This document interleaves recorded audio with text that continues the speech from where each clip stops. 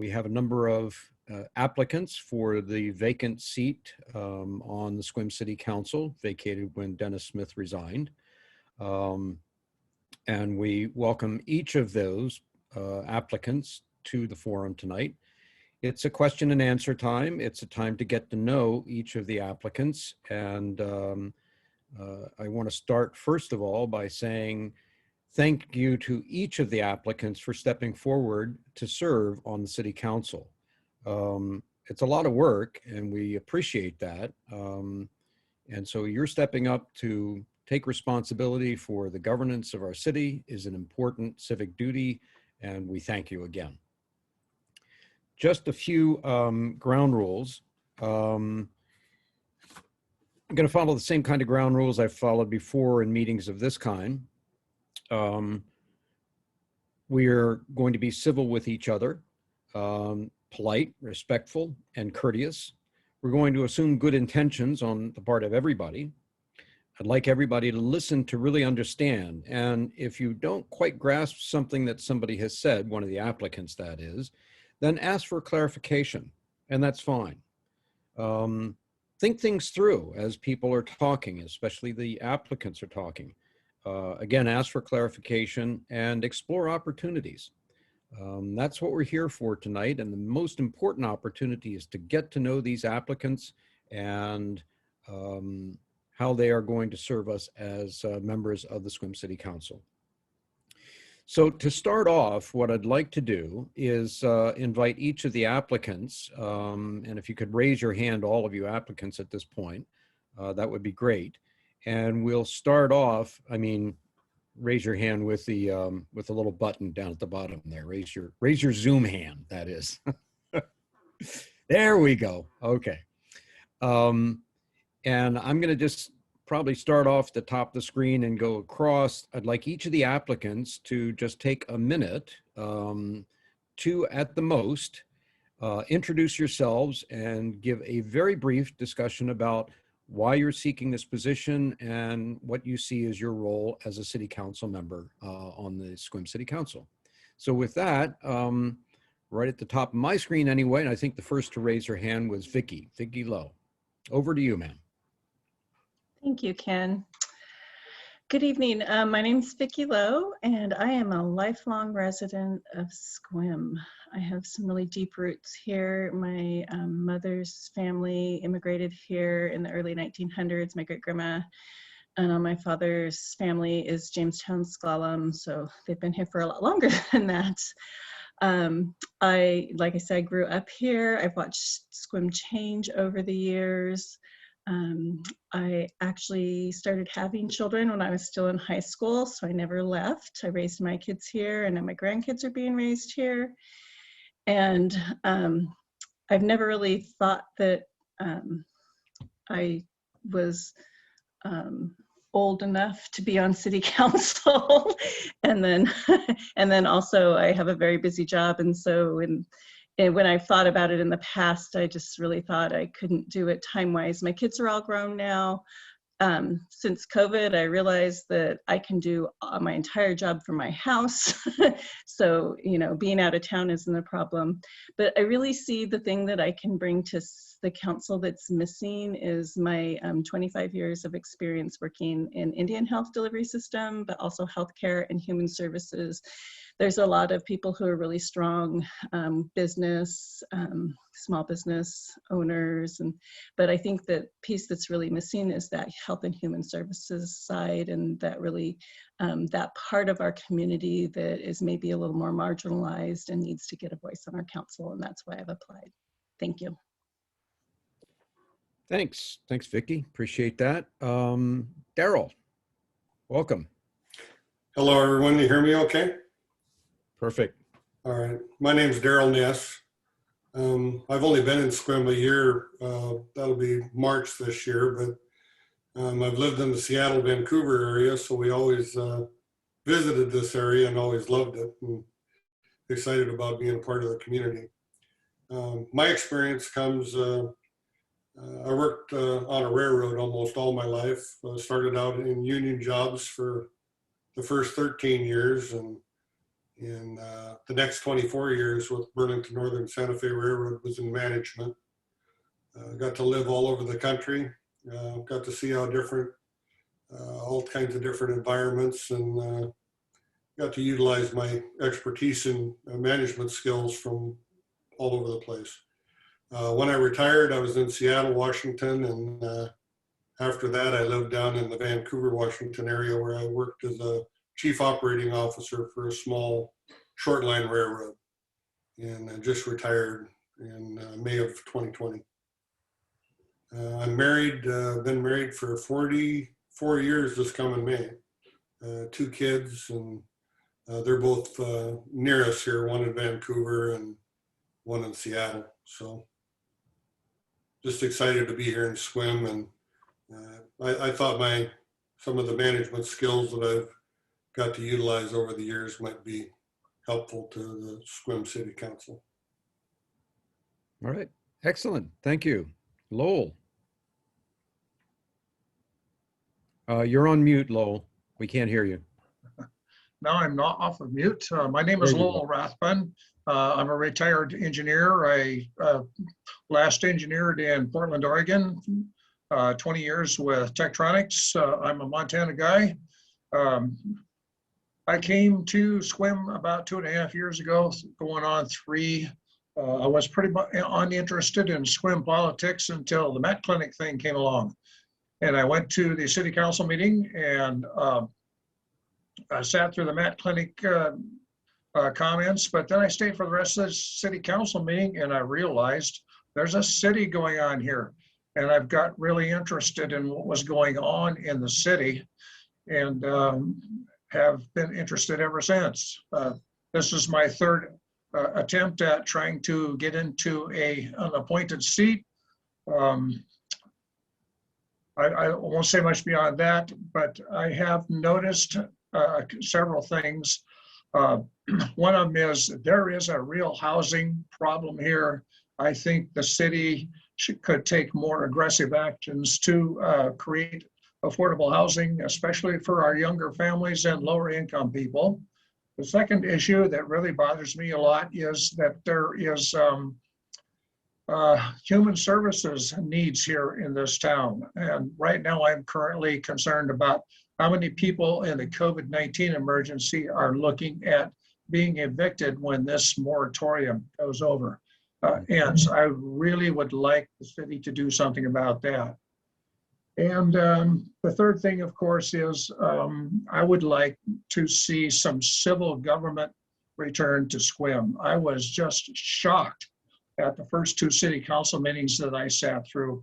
And I would like us to, as a city, to return to civil discourse and to conduct a city's business without a lot of emotion and a lot of finger pointing.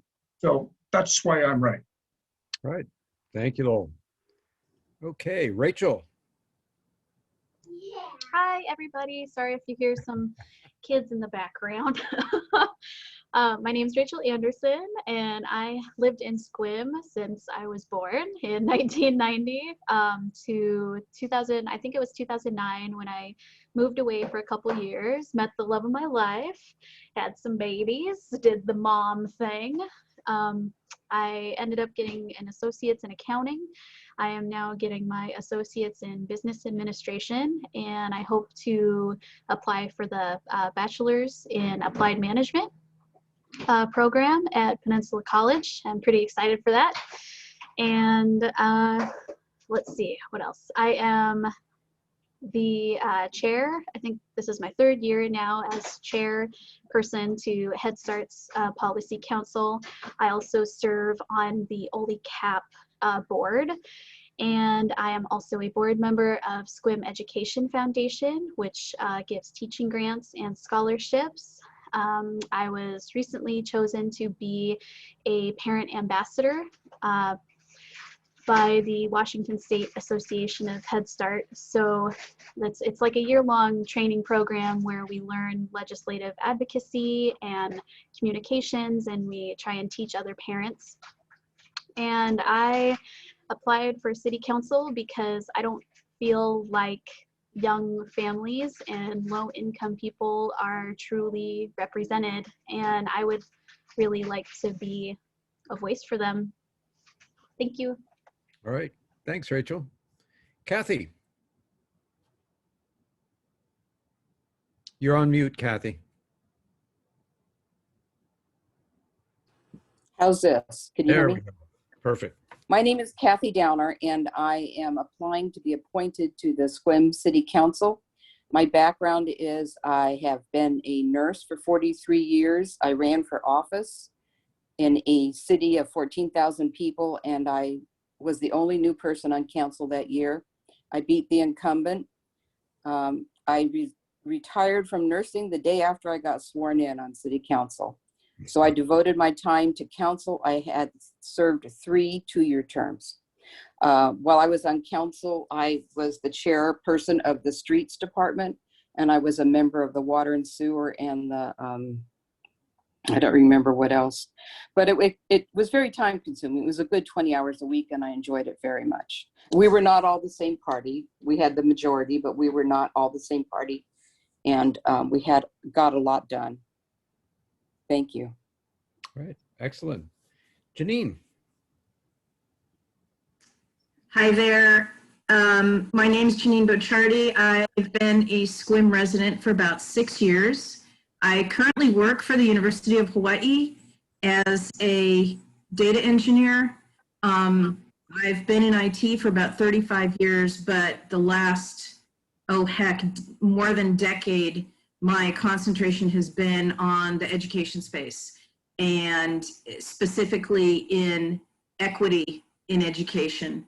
I'm applying for city council. I guess my political activism, if you can call it that, in Sequim began with my constantly going through my neighborhood and trying to convince people that they should vote for school levies and bonds. I still do that everywhere I go. And I think that education is paramount to most things, including good council work.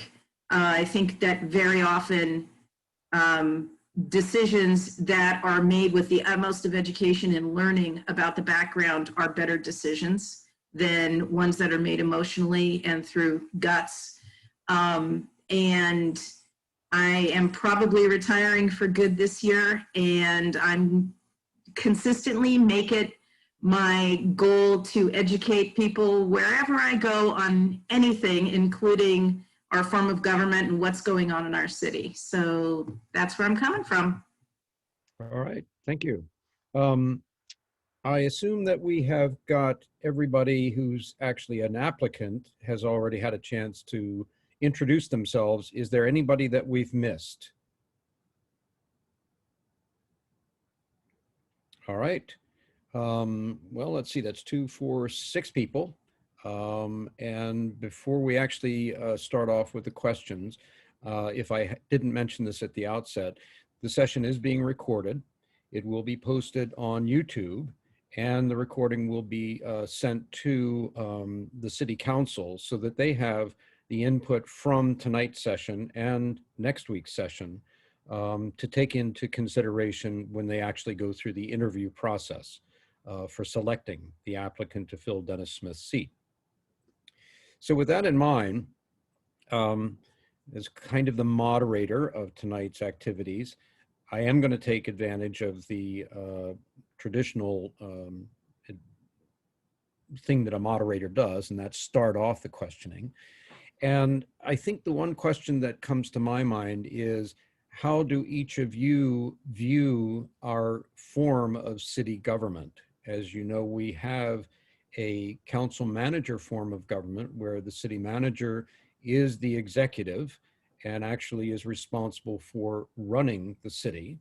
The council is the one, are the ones that vote on policies and make decisions, but the city manager is actually the one that runs the city, as opposed to the alternative, or one of the alternatives at any rate, which is a mayor council form of government, where the mayor actually holds a great deal more power and makes a lot of decisions about the day-to-day operations of the city. So I'd like to ask each of you if you could just very briefly give us a sense of what you see as the advantages or disadvantages of our current form of government, where the city manager is running things and the council is just voting and giving him direction. And whoever wants to start, just launch in. Heck, I'll start since no one's launching in. There you go.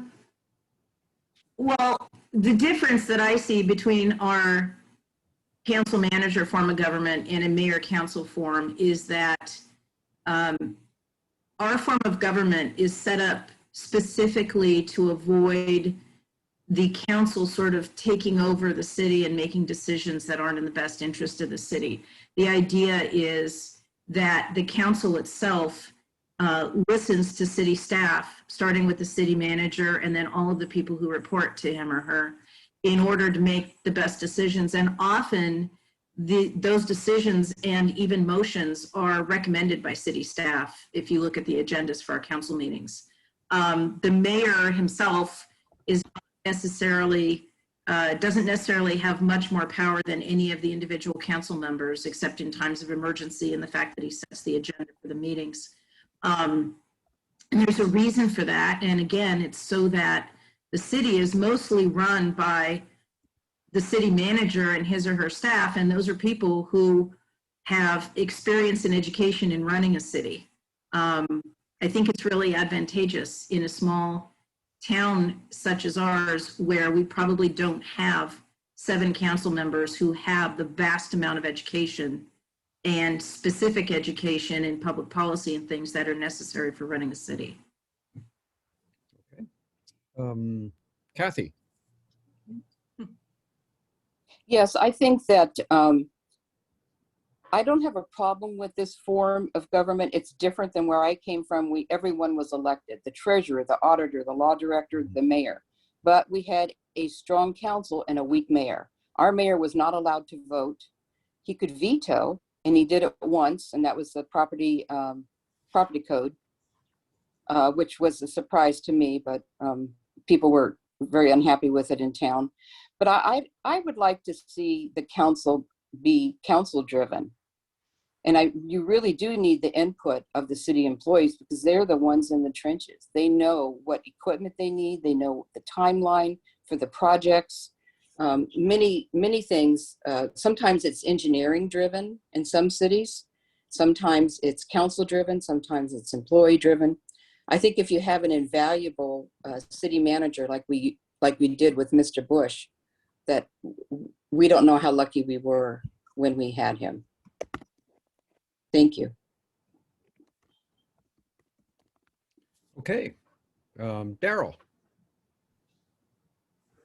You know, I've been doing most of my research just reading about it, and quite honestly, I think that elected officials ought to be making decisions. Where I come from, of course, the cities are bigger, but I'm familiar with seeing city managers and finance directors and things like that getting their goals that are driven from mayor and a city council. I don't know. I kind of like the elected official route, but I wish we had an elected mayor that the people had voted in. Mm. That's what I would like to see if later on in government. Okay. Let's see. Vicki. I have really thought that Charlie Bush was a great manager, and I think if you can hire someone with those kinds of skills, it is really difficult to get people willing and with the time to be elected with those kind of skills. So I really feel that the city manager strong type of government is more advantageous. We've come a long ways in the last 5 years with this kind of government. I think it's been in place for more than 10 years. And our city has grown. When we were a smaller city, we did used to have an elected mayor, and I think it made sense But as we've grown and we've got so many more issues, you know, all of the tourism things we do, there's a lot of things that need to happen with our infrastructure in order to support our small businesses better. I just think that having somebody who is very specialized in running a city and knows how to hire appropriate staff. Thank you. Okay. Rachel. Unmute myself. There we go.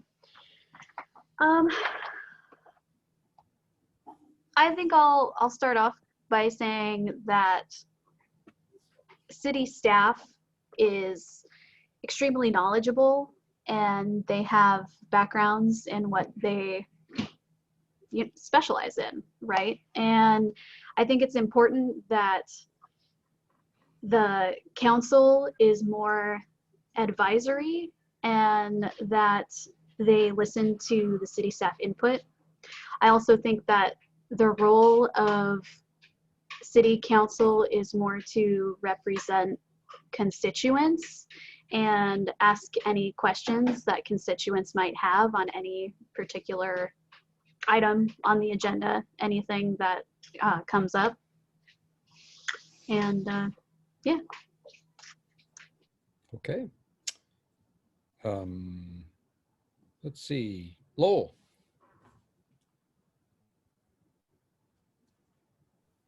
Pretty much what I was going to say has already been said by almost everybody here. Okay. I think I mostly agree completely with Janine. My feeling is, from my limited experience so far, is the staff here in this town is superb. Every one of them is highly educated, knows exactly what they're doing. And the city council, I think the best function that the city council can be is to serve as an interface, a policy interface between the people, what they want, and advising the staff on the policies that they would like the staff to carry out. And I especially at this point feel really strongly that politics stay out of the day-to-day operation of our city. It should be run on a professional basis. Okay, fine. Yes, and somebody noted, Patricia noted in the chat, she's quite right. We have been a council manager form of government since 1995. That's when we voted it in. I'm not sure about the position of the mayor, whether it was elected at one point under this form or whether it's always been a selection from amongst the city council members elected to office. But in any event, we've been under this form of government for, well, since 1995. Who else has a question that they'd like to put to the applicants?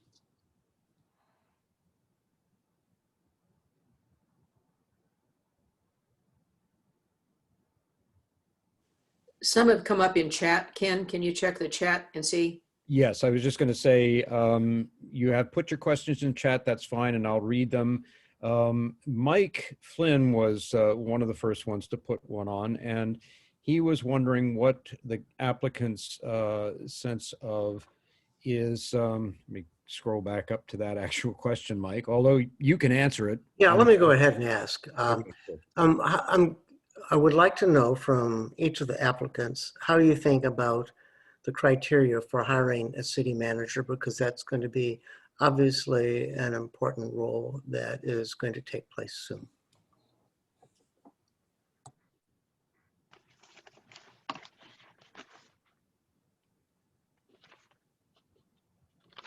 Well, I'll go first. It will have to be somebody with experience. A city manager is many, many hats. You know, they do hiring, firing. They get input from the employees. They're the go-between between the employees and the council. They would have to have a vast background in project management and or human resources, good people skills. We need somebody like we just had. Thank you. Okay. I can go. Yeah, Daryl and then Vicky. Yeah, I think we look for somebody that's previously had the job, that's has a lot of experience in finance and development, somebody that knows how to bring jobs to the area, and somebody that wants to live in a beautiful place. We've got an advantage having these beautiful mountains and being on the water. Somebody's going to want to certainly move to this location. So experience will be the key. Okay. And Vicky? Well, Charlie Bush was considered one of the top 5 city managers in the state, according to some of our legislators. And I think he's going to be hard to replace. Somebody with experience of city this size, somebody who has an eye to equity, because that was something that Charlie was really working on here, and that I hope to see continue. He also, I believe, was a really good boss, and I think his ability to connect with his employees, but still really make sure that they were doing their jobs well and support them. So those things will be really important, and I think it will be hard to replace him. Thank you. Okay. Kathy? Yes, I already answered that question. Okay. Would you like me to expound on it? No, that's okay. In the interest of time, did we hear Can from Janine go? Janine, sorry, yes.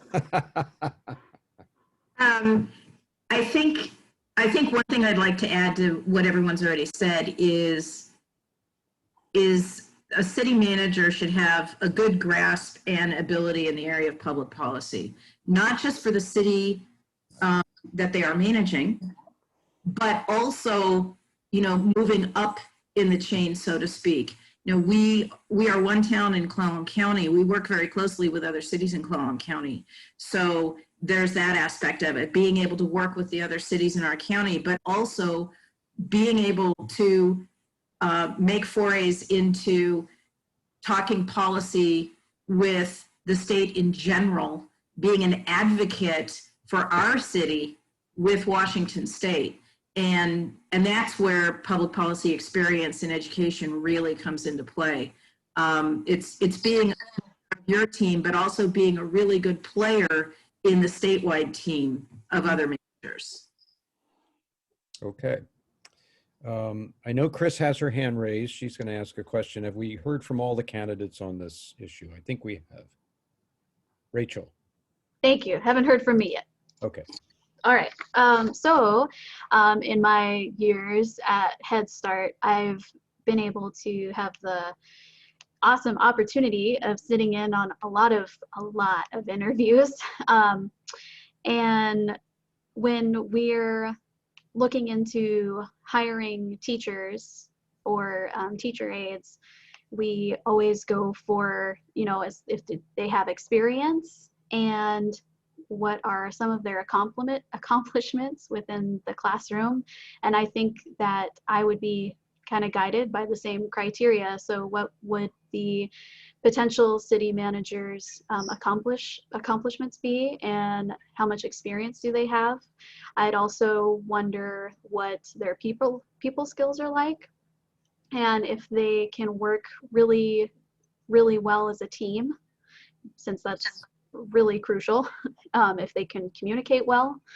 And yep, that's it. Thanks. Okay.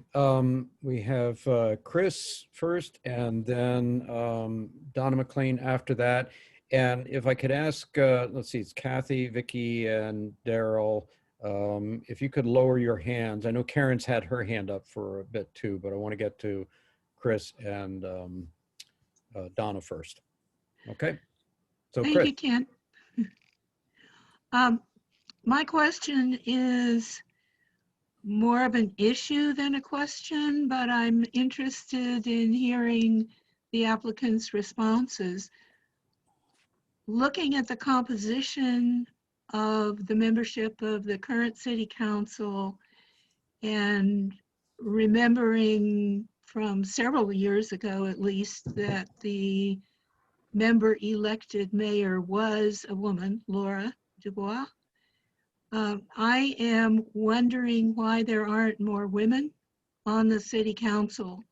It seems to me with a high proportion in our population of adult women that at least 3 and maybe more of the city council members logically should be women.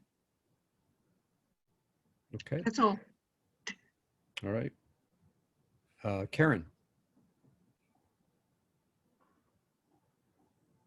Yeah, I think it's going to be a real problem trying to draw somebody good to the position of city manager, given what happened to Charlie. And I don't know if you all heard Bob Bilo last night at the city council meeting claiming that, oh, we can just sort of like hire somebody out of high school, you know, locally, you know, for $3 an hour. He didn't say $3 an hour. How are we going to attract somebody here who can be as such high quality as Charlie was? And how are we going to minimize the damage between now and the election for what this city council can do? And that kind of, well, I don't know, just some suggestions. You can't, well, yeah, you could get on that city council. So does my question make sense? Can you ask the second part again, please? You're asking, you think I'm going to be able to remember it. How can we limit the damage that this current city council has done? Because the mayor claimed last night that they were elected. They're not, they're appointed. Mhm. And the last appointment was really shady the way it was done. Okay. So I think the question is, there are really two parts to that. So over to the applicants. I'll go first. Fire away, Rachel. All right. So I believe it was Chris asked, why aren't there more women on the council? And I think that my answer to that would be that I would hope that more women would be brave enough to run as a candidate. I'm not entirely sure why women don't, as many women don't run as men. But I would just say I wish more women would run as candidates. I also think that part of the problem could be that not enough people vote. And I think that could be a problem in a lot of areas, but I think in ours especially, I would hope that younger people would be more inclined to vote. And there could also be the possibility that maybe women aren't voted in because somebody else might have more experience, but I'm not quite sure. I don't remember in last elections who was running and whatnot. And then the second question, how are we going to attract a city manager and how to limit damage?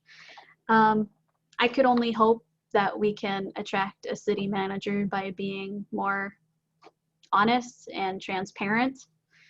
Other than that, I'm really not sure how we could attract one other than to just say, I hope we can do better. Thank you. Lowell. Okay, I'm going back to Chris's question. What I'm going to say is, why do you guys want to put another old white man on the city council?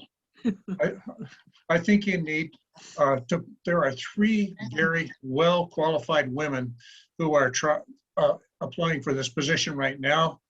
And one of them has lived here all of her life. She has made a living serving the public. And any one of these 3 women, I think, would be perfectly fine for our city council. And so I would urge you city council members who are watching this broadcast, please appoint one of these women to that vacant position. Okay. Before we go any further, well, let me finish up with the, any other applicants have an answer to those questions? Yes. Kathy? Yes, I think the first part of the question was why don't more women run for office? No, And is that no, it? no. Go ahead. What was your question again, Chris? My question was more of a statement. There should be okay. at least 3 out of the 7 on the council who are women. Okay. All right. Kathy. So I will answer the second part of the question. How do we attract a good city manager? Is that correct? Is that the second part of the question? Yep. Okay. I think that we'll have to do a large search. And you have to, it's unfortunate that we even have to do it, but you have to find out why the other person is leaving the city that they are leaving, in addition to their qualifications, and get a lot of references, maybe find out what they're like in action. And I think it's imperative that with the form of government we have, with the city manager having such an impact on everything that happens in the city, that we get a quality person. I'm really going to say, I don't know how they're going to do it, that we have a bad reputation right now. We've been on 6 or 7 different news sources. I'm not sure why they didn't pick a woman last time when they had an empty seat. I have no idea. But I think as far as the city manager, getting a quality city manager is the #1 priority right now until that position is filled. Thank you. Okay. Excellent. Any other applicants? Yes, Vicky. And I have to say, Chris, I agree with you. There needs to be more women on council. They had opportunity to pick from 3 of us last time. Hopefully, it'll go better this time. As far as how do we attract a city manager, I think we show that we're not defined by the things that we're seeing on the news. I think we show who Sequim really is. This is a community that's always cared about and taken care of people in need. And not something happened, just some very loud people have kind of taken over the narrative of our city. And I think we need to speak up and let people know who we truly are. And I think that'll be very important for attracting a city manager that can help us heal. Thank you. All right. Anyone else? I know Patricia Colley had her hand up before. Can Janine answer the Oh, yeah, question? I'm sorry. May I? Yes. Just to piggyback a little, there's actually 6 women who have applied for the current opening, I believe. So that's a great start, quite honestly. We do have a slightly larger demographic of females versus males in this town. And the fact is that it would be lovely if the council in some way somehow represented more of the demographic of the town. That's not the case right now. As far as attracting a good city manager, and the other half of that question was, how do we limit the damage that's been done? I think there are always ways to take negatives and turn them into positives. And I think the other thing we have to think about is whether we run an executive search or not for the city manager, we have to make sure that the person doing the searching is able to point out the positive parts of our city. And I say what I'm about to say is partially tongue in cheek because that's kind of how I am. But if we could just get Sheena Younger to be on that executive search, because she's so dang good at attracting doctors and high-tech medical professionals to an area where we've had a dearth of them in the past. Maybe she's got some sort of magic 8-ball that could teach us how to do that. But I know there are ways to do it. We have a great city. We are, on the whole, a great group of people. And I think we just have to be able to bring that out. Okay.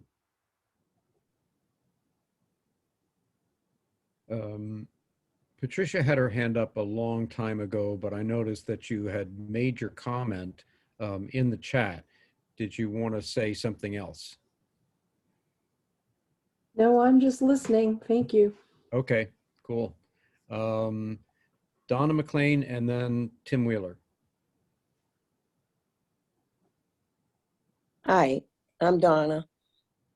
and I have a question for all the candidates. What is to prevent this council from appointing yet another one of their applicants? And Vicki, part of this is for you as well. You are, according to your CV, associated with the tribe. The tribe, God love them, and certainly I golf and give them money every year. But this is such an elephant in the room. And I think that puts a huge sort of load on the present council's shoulders to exclude you automatically. I hate to say that, but I can see that happening. And what is to prevent the council again from looking at qualified people for this position and appointing them? Thank you. Thank you, Donna, for that question. I fully don't expect to be appointed. I'm just going to be honest, and it's racism because I'm Native. I worked for the tribe for almost 20 years. I work for the tribes in Washington State right now. I sit on the Washington State Women's Commission as a commissioner, work on state level things all the time. I could bring that to our city through city council, but I know I won't be chosen because apparently my Indian blood makes me what's biased, which I don't, you know. I'm smart. I can make my own opinions. I have not always agreed with Ron Allen. I used to work for him, and I definitely did not agree with everything. I do agree with the MAT clinic because, not because the tribe is building it, because I had a front row seat to the opioid crisis here in Sequim. I worked at the tribe. I remember the day I got the letter from our pharmacy benefits manager saying they were going to start allowing opioids for non-cancerous pain, non-cancer pain. And it was such weird wording that it like stuck in my brain. And I've seen what's happened to our city since then. I used to let my kids play in the street, you know, and now my grandkids play in a locked in, fenced in backyard. You know, we need to do something, and we need to stop fighting about it. We can't, if we do nothing, that's doing something. And obviously I'm very passionate about this, but I do think it's wrong that I won't be picked because I'm Native. Yes, thank you. I don't think we should ignore this. I think we should push this ahead. I think she's a very valuable member to this council, or would be to this council. And I don't know whether there is strategy among the group, but I think that should be addressed, because nothing is going to prevent them from picking one of their own again. So can I say one more I plead thing? with you to address it. And I'll just add that I'm hoping that maybe me being one of the appointees will cause them to choose one of you other great appointees. So I'll be devil's advocate, but I am running for council in the next election too. So that's a whole different, yes, Rachel. Thank you, Vicki. Sorry, I just wanted to say a couple things. One is, unfortunately, I don't think I'll be picked either. What's not so ha-ha funny is that I applied to be part of the Lower Elwha tribe, but apparently 1/8 quantum, blood quantum, isn't enough. And what's sad is that I kind of thought that I wouldn't get picked because I look Native. I feel like I have less of a chance because Vicki looks more white than I do. You know what I mean? And it's not fair. And I know that life isn't fair, but I feel that it is so important for everyone to be represented. It doesn't matter what your background is, you need to be represented, and everyone needs to come together. It's not about me looking Native. It's about me wanting to serve my community. That is what the priority should be. And it's very frustrating that a council will choose their own, even if they are not qualified. And unfortunately, there's not much, I don't think there's much that we can do about that. But there is an election in November, which I am probably gonna run for too. And I hope that a bunch of people run for it, because people need to be represented. And thank you. I'll get off my soapbox now. All right. Let me just remind everyone, this is really a chance for us to listen to the applicants. And while I understand your sense that, well, I'm probably not going to be picked, I again thank you for stepping up, even if it's against great odds. In the unlikely event that one of you is selected, and I like to think the chances are greater, but being realistic, let's say you do get on the council, what kind of policies are you going to be following and so forth? And that's really the focus tonight. I've got, Kathy's got her hand raised, and Natalie, and then Lowell. Ken, you, Right. you said my name. Yeah, I'm sorry, Tim. Yes, you're right. You were next in line. I'm really delighted by the turn that the discussion has taken, the questions that have been asked, because I think it's addressing the real issue that's before us. And that is, how do we create the kind of SQUIM that we all would want SQUIM to be, a place where we respect and honor and appreciate the contributions that everyone makes. And certainly, to me, it's just a crying shame that, as far as I know, there's never been a tribal member or even a descendant of the tribes on our city council. So my question is, what does each of you think your role would be to help create this kind of SQUIM that we all want to have? Good question. Vicky. Thank you, Tim. I think we already have the SQUIM. We just need a little fixer-upper. And I think for my part, what I would want to bring to the city council is a voice of more marginalized people. I think Rachel could bring it too. Having lived here all my life, I've watched what's happened with the housing market. My kids can't really hardly own a house in SQUIM. And so I would want to, really work on things,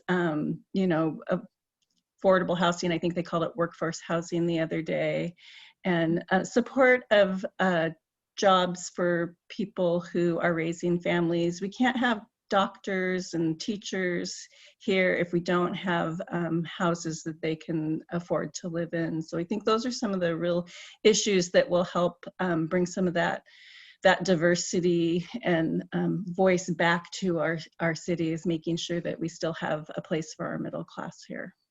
Thank you.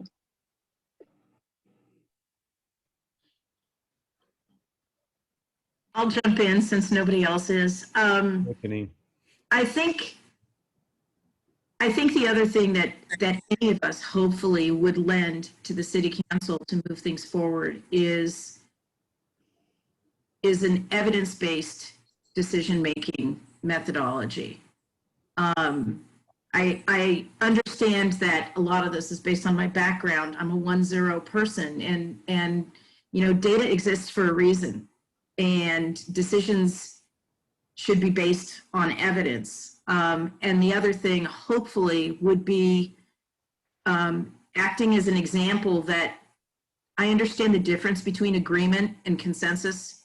One is that everybody thinks the same thing, and the other is that we make decisions that even those who don't necessarily think the same way or completely agree can get behind. That's really kind of a grassroots definition of consensus. And I think that that's something that I don't see often with our current council. And sometimes It's just leading by example more than anything else, which kind of ties a little bit into, how can we stop the appointment from just being whoever the current council wants? We can't stop it.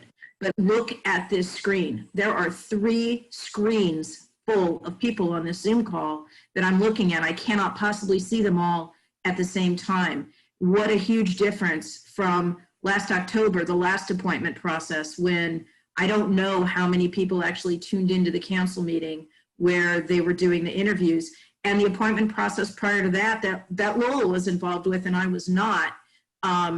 And I would venture to guess that there was even less attention being paid at that point. So right now, what we can do is get people to pay attention. And that's what we're doing. We can't stop trying.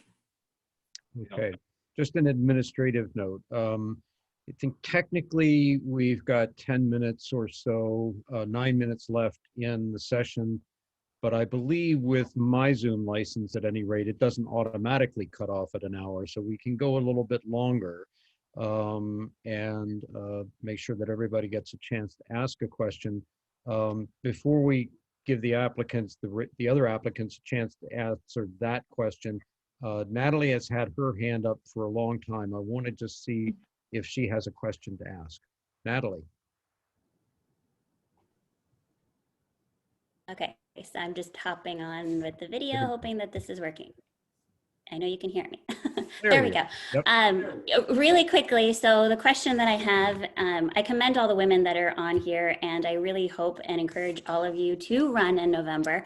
But this was actually speaking more to your character, because I love the question that Brandon had presented at the end there. I don't know how many of you guys tuned in last night, but he was asking the council, how do we move forward? How do we heal and provide comfort and security to the community and to the people that during all of these uncertainties that have happened during, letting Charlie go and everything else, they've created a disconnect from the community, and there's this loss of trust.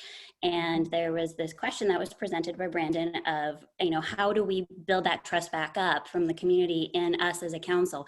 And whoever is appointed is going to have these struggles.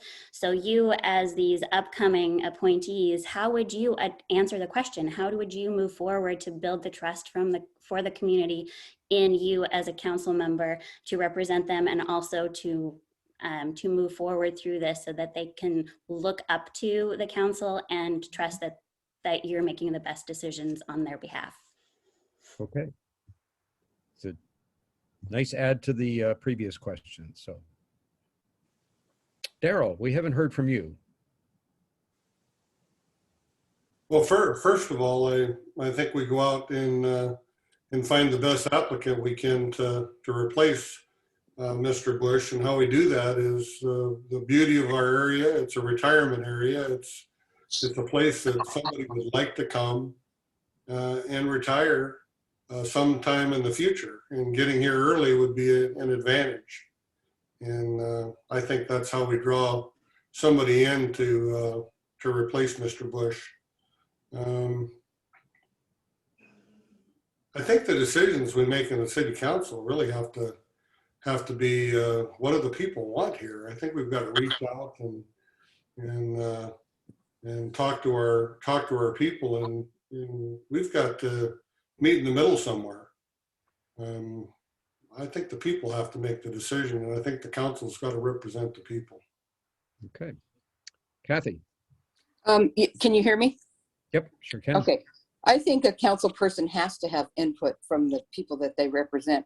When you're elected and when you're appointed, you represent everybody. It doesn't matter what their beliefs are, what their party is, or if it was an election, if they even voted for you. You are there to be the go-between between the city administration and the residents. And hopefully you can encourage people to either attend a council meeting on Zoom, or when the COVID is over, to attend the council meeting in person, because it's very, very important. Encourage people to look at the city calendar. We have topics on the planning commission that come up, and afterwards people say, well, I didn't know you were going to talk about that. We have public meetings that no one attends. try getting people involved in the city government at all levels. Thank you. Good.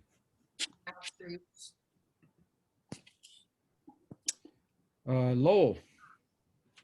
Okay, my answer might be a little weird, but uh, Brandon is asking the question, how can the city council and the staff restore the trust? And I'm thinking the people restore the trust. The town is awakened. The people are watching closely now. The city council is not going to be able to go off and do weird stuff without a reaction from the people. The people are responsible, and I believe the people will restore the trust. Okay. Vicky, you had your hand up. I think we have to be honest that we actually have a problem, and I don't see our council really our current sitting council really understanding that. I think we need to, as everyone else has said, talk to the people who live here, not just within the city limits. I think that, you know, we're all impacted. I've lived in the city limits for a long time, but people who live outside the city limits, who work in Sequim, who shop here, we've all been affected by what has been going on in our city.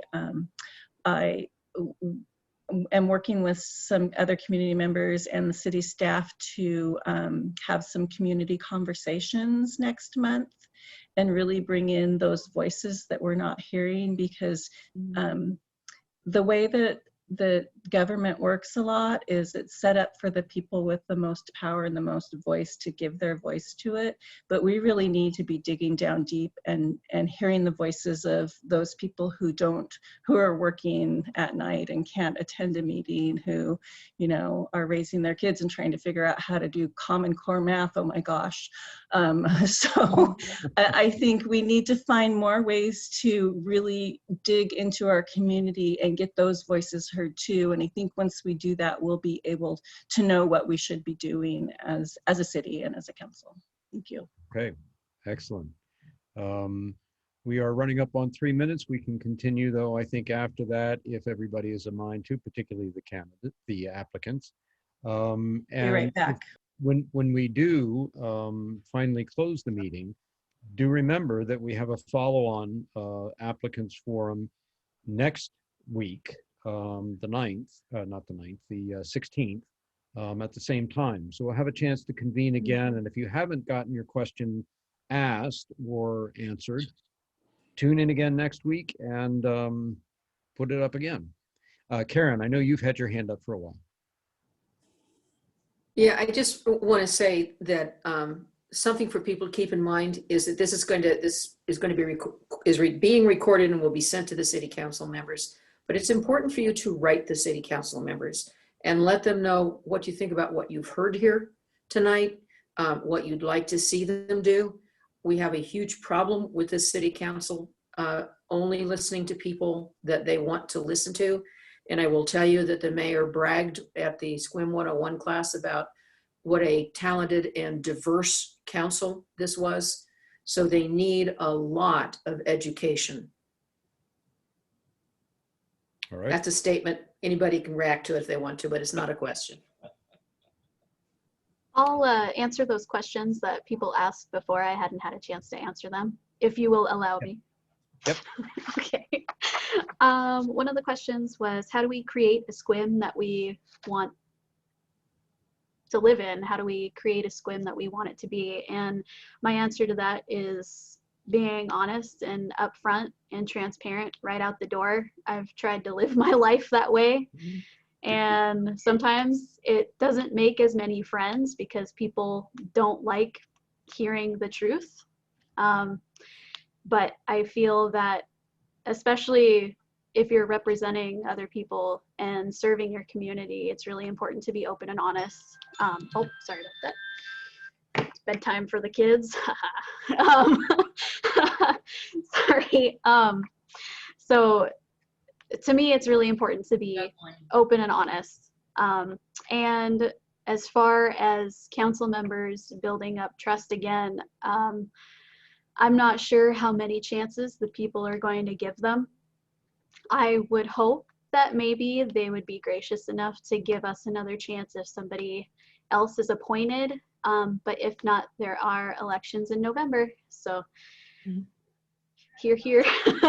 And the other question was, how do we move forward and provide security and restore trust? Oh, and I did answer that. So thanks, guys. That gal needs to talk to Navarra Carr about getting elected. You organize a dozen people from around the state of Washington to come in and door knock on every door, and then you win by 2 votes. Did you hear my sister, Honeybee? Well, She okay. made a very important point. Yes, we did. Get out the vote. Excellent. All right. Navarra Carr. I want to be mindful of everybody's time. If you're interested in continuing the questions and getting the answers, that's fine. But again, we have another session next week. So is there a sense of, no, let's keep on going here? I'm pretty free. So Okay. All right. Any other questions for the applicants? I have a question. Yes, Squimster. Yes. Having run for office, I know that it takes a lot of courage to do that. And I just want to say kudos and thank you to all of you who are stepping forward.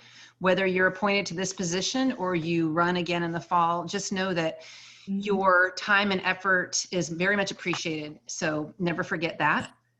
My question for the candidates is around the issue of collegiality and working with others.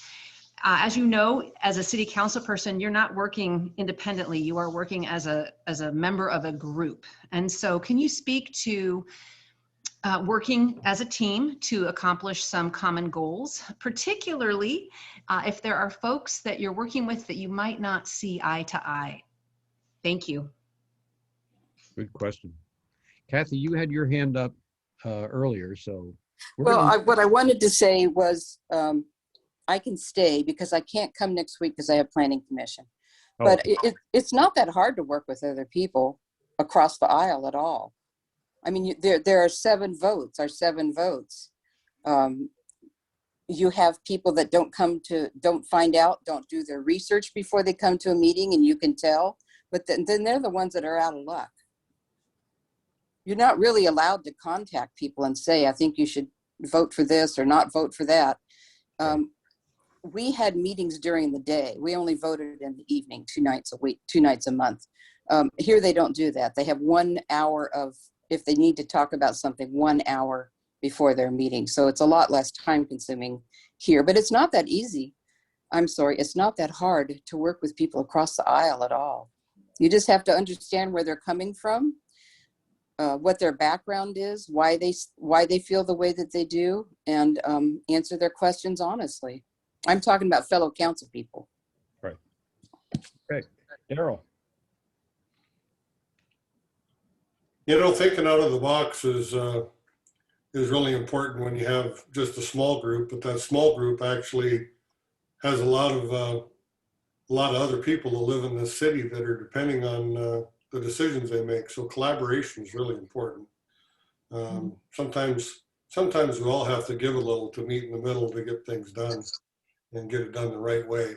And some of the obstacles, hey, they're really good, because if you have somebody on your team that brings these obstacles up, that's how you can eliminate it from being a problem later on. So. All right. Thank you. Vicki. I think Janine was next. Oh, Janine, okay. He never notices me. What's up with that? Never wants a second cup of my coffee. If you understood that reference, you're really old. As far as working with the council as a team, a couple points. Again, back to the consensus versus agreement. You don't have to be in step with everybody. You just have to make sure that every decision made is something that the council can support as a whole. I think there has to be a whole lot of respect sort of injected into the process and into the council as a whole. That's a lift sometimes, but it's not insurmountable. And a very, very great negotiator once taught me that sometimes the best question you can ask someone is, what are you afraid of? Very often people come in with their own views and their own opinions and this is what I want. And you don't understand why they want that and you want something else. Or, you know, I heard from 500 people and they say blah, blah, blah, but you're saying the exact opposite. Very often just simply saying, what are you afraid of? It sort of injects a need for transparency that may not be already there and really encourages, I think, a deeper level of dialogue about each individual problem. That and, you know, maybe cookies, I don't know. Maybe we person meetings and bring cookies. All right. Okay, Vicky. Oh, I love the cookies. So in my day job, I work with 29 tribes and the 2 urban Indian health programs in the state. And if you've met one tribe, you've met one tribe. And they're very diverse. and they don't agree on everything, but I have to figure out how to not technically get consensus, but be able to move work forward while bringing everybody along. And I'm really good at it.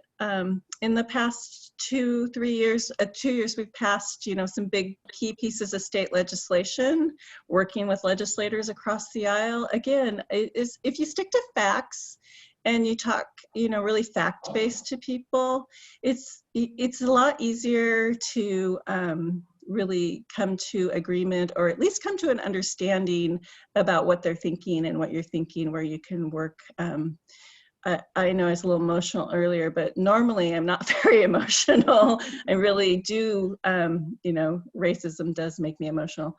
And I think most people would feel the same way, but I do really stick to facts and codes and laws really well and just not be emotional about it. Thank you. I guess I'll go next. I think I'm the last one. All right, so working as a team, in all my work on Head Start and OLICAT Board and the Sequim Education Foundation, I work with big groups of people, and I might not like everybody, and that's okay. They don't have to like me. What's important is that we all respect each other and that we all respect what each of us has to say.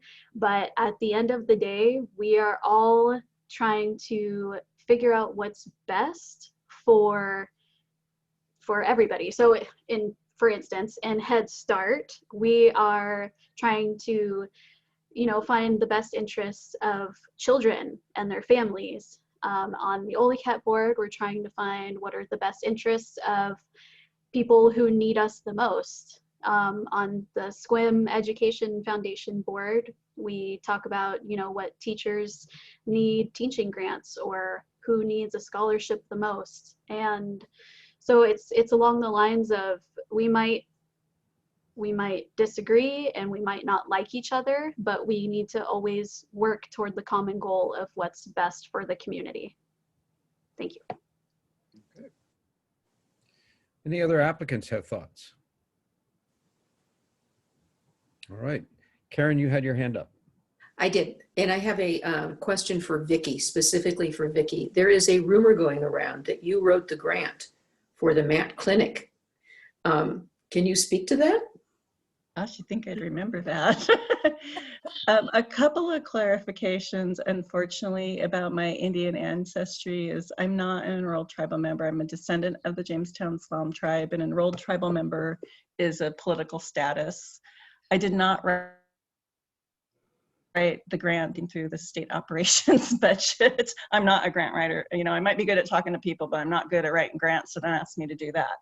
I don't know why people keep saying that about me. Okay, clarified that.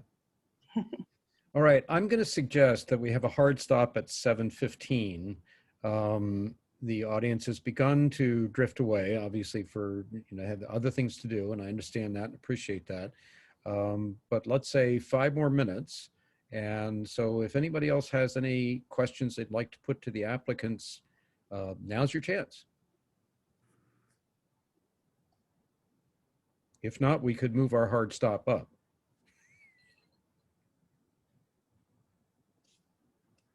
Cam? Tim, yes. Yeah. Honeybee had a question that I think everyone might be in. When will the decision be made? I mean, can someone go through what the procedure is now for the actual completion of this selection? My understanding is that the city council will be meeting, I believe, on the 22nd or 23rd. They'll have a special meeting for the purpose of interviewing all the applicants. And presumably at the end of that process, they will select someone. Kelly. Yeah, I apologize. I couldn't get through and so I was late. But do the candidates have any written statements of what they hope to do for the council that we can access? Yeah, we'll go back the middle of April. That's a good question. I'm trying to see who's, we need somebody to mute their mic. Can I suggest that you have access to the applications that people sent in? And that would probably be your best way to get a hold of them. I'm trying to think of the best way for you to find out what those are. Does anybody know if they're posted on the SGG, on the Sequim Good Governance League? I'm not sure about that. What I do know is that when I put in my application, there were also like supplemental questions that I had to answer, and I believe that those are in all of the public record info with our resumes and applications.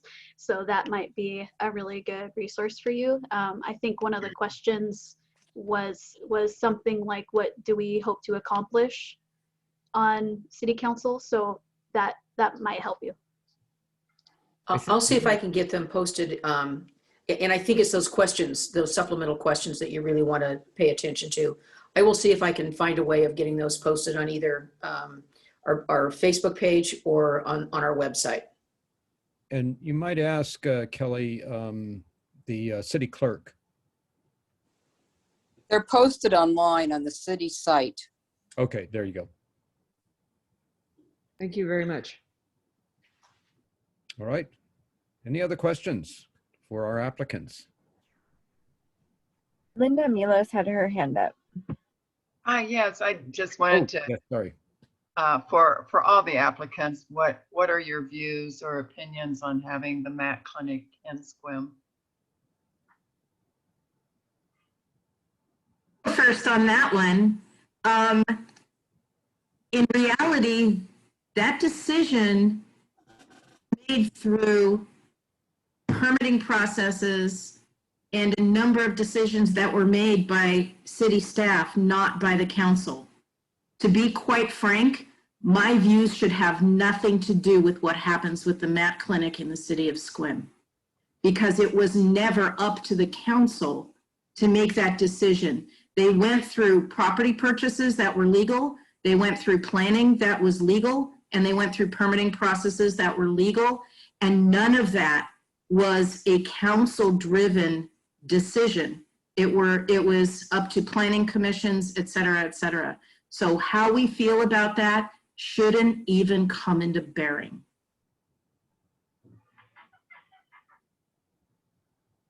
Vicki. And even though I agree with Janine, I will also very openly say I support the MAT clinic, because I think it's important that we bring that level of medicine to Sequim, that we focus on a medical model for an issue that our community has been having for quite a while now, as a solution to help heal our city. I'll piggyback on that too. I come from a large family of alcoholics, I am the first in my family to break the cycle.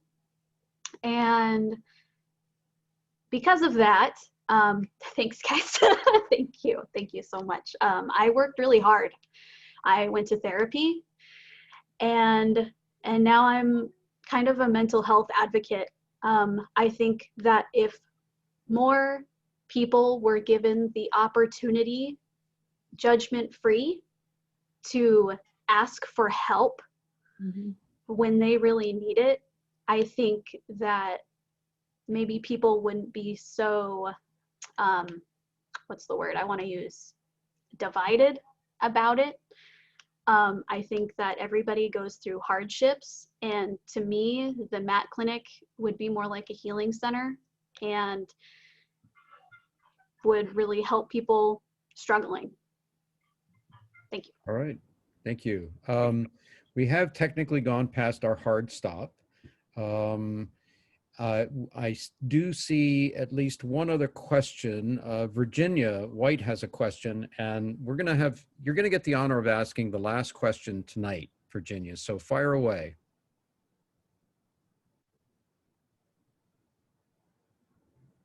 You need to unmute yourself. There I am. Okay. There you go. Hi, everybody. I really am sad that I couldn't get onto the meeting earlier, but I didn't have an ID number. But anyway, it's good to hear from you all. And yes, I wanted to ask, what's the most important attribute of a leader? And I guess as a councilman, you have to be a leader in some way. I just wondered from the applicants, for me, like the most important thing of a leader, I won't tell you, I guess I will, compassion. Compassion is what's been lacking in leadership in the country. And I would vote for a leader or a councilman who has compassion, and I see that from what I'm listening to. And so I'll just leave it to you. What's the most important virtue of a person or attribute of a councilman to you? Vicki, your hand was up.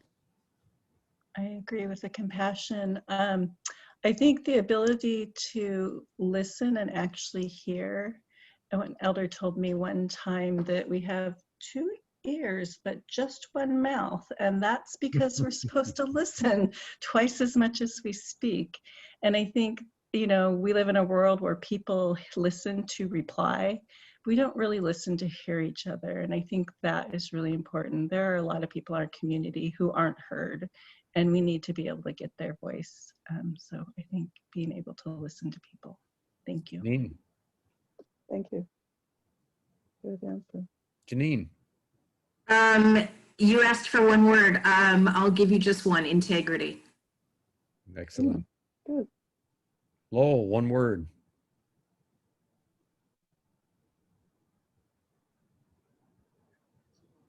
Compassion. I'm reminded of the video. I keep thinking of Charlie Bush suiting up, going out there in the cold and putting himself in the place of homeless people. And to me, that was everything about Charlie. And I respect that. Is Kathy still on? I think she had to leave. Yeah, thank you all. I'm not sure if I'm on mute. Thank you. Good answers. Okay. Anyone else? All right. Oh, should I answer? Oh, yes, Rachel. Yes, absolutely. I would say communication is probably the most attribute to me as a leader. Listening and hearing, like what Vicki said. Thank you. Oh, right. Thank you. Good answers, everybody. Thank you. Okay. Hope you all do well. Thanks for that question, Virginia. That was an excellent way to end up the session tonight. Once again, I want to extend my deep gratitude to all of the applicants for participating tonight and sharing their views on what they plan to do should they be appointed to the City Council, And I think I've heard from a number of you saying, well, if I'm not appointed, I intend to run to be elected to the city council in November. And that's good to hear too. So thank the rest of you for joining us tonight. I hope you've gotten what you came for. You've gotten a good glimpse of the candidates, should say the applicants, and some of the future candidates too, and what they stand for and what they plan to do should they be seated on the city council either sooner or later. It was 32 degrees when I drove out here. Again, we will be meeting again next week on the 16th, same time, same place, same Zoom room, and we look forward to seeing you then. So thanks again for coming, and thanks again to all the applicants. Yeah, And thank you. Bye-bye. Virginia, I Yes. think that there's a recording. So where will the recording be available on the Oh, webpage? Is it okay. going to be emailed out? Oh, Because good. she wasn't Okay. able to log in. Okay, Yeah, Yeah, it we're will gonna put be- it on YouTube and we'll put the link, email the link out and put it on our Facebook group and perhaps the page. I'll have to check with the communications committee. Oh, good. Okay. Thank you. That's great. Thank you. All right. Thanks, everybody, again. Shane, I think you're still technically the host. So